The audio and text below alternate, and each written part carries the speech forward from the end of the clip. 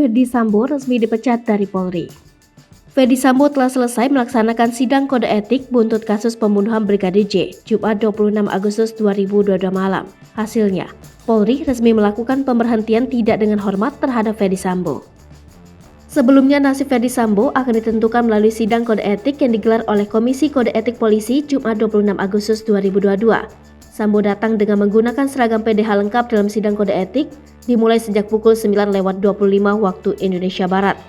Dalam sidang tersebut, terdapat 15 saksi yang akan didengarkan keterangannya dalam sidang kode etik Ferdy Sambo. Berdasarkan informasi Tribun News, berikut daftar nama lengkap 15 saksi yang diperiksa di sidang Irjen Ferdy Sambo.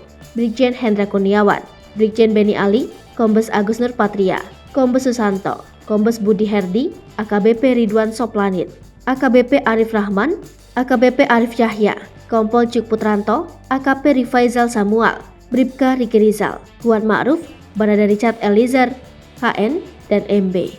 Sementara itu, Kapolri Jenderal Listio Sigit Prabowo memerintahkan keputusan sidang etik dan profesi Irjen Ferdy Sambo harus langsung ditentukan pada Kamis 25 Agustus 2022. Di sisi lain, kata Kadif Humas Polri Irjen Dedi Prasetyo menuturkan proses penyidikan yang dilakukan oleh tim sus terkait para tersangka pembunuhan Brigadir J sudah dilimpahkan tahap 1 kepada Jaksa Penuntut Umum. Ia menuturkan, pihaknya juga berkomitmen untuk menyelesaikan perkara ini secepatnya, termasuk penanganan anggota-anggota yang dinilai telah merintangi penyidikan atau obstruction of justice.